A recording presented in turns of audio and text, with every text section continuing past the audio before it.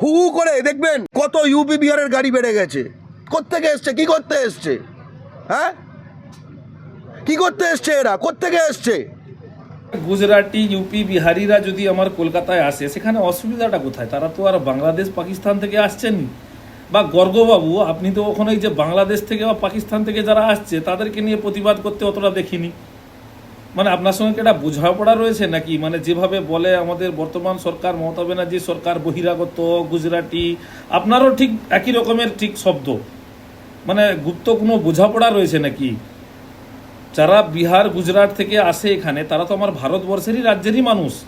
তা ভারতবর্ষের যে কোনো রাজ্যের মানুষ তো যে কোনো রাজ্যে গিয়ে ব্যবসা, শিক্ষা, কর্ম সব কিছু অর্জন করতে পারে। এবং আমরাও কিন্তু পশ্চিমবঙ্গের মানুষ যে কোনো রাজ্যে গিয়ে কিন্তু ব্যবসা, শিক্ষা, স্বাস্থ্য সব কিছু জিনিস সুবিধা কিন্তু নিতে পারি।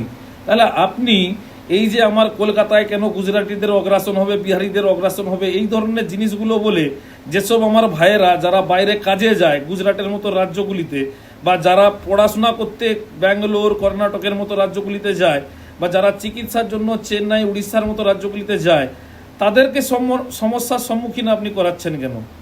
মানে আপনার ব্যক্তিগত বাঙালি বাঙালি করে বিহারি হাটাও, গুজরাটি হাটাও, আপনার ব্যক্তিগত স্বার্থের জন্য আপনি এই মানুষদেরকে কিন্তু বিপদে ঠেলে দিচ্ছেন যারা বাইরে কাজের জন্য যায়, এখানে না কাজ পেয়ে। আপনি কি মনে করেন যে সাধারণ মানুষ আপনার যে ভিডিওগুলি আপনি দেন, সেই ভিডিওগুলির কমেন্ট সেকশানে গিয়ে যখন দেখি আমরা, তখন কিন্তু আপনাকে অর্ধেক মানুষ তো আপনার কথা কেউ বুঝতেই পারে না, আর বাকি যে অর্ধেক মানুষ তারা কিন্তু আপনার কথা মানতে পারে না। আপনি নিজেও একটু কমেন্টটা চেক করে দেখবেন। আপনি শুধু ভারতকে ভাগ করারই চেষ্টা করেন।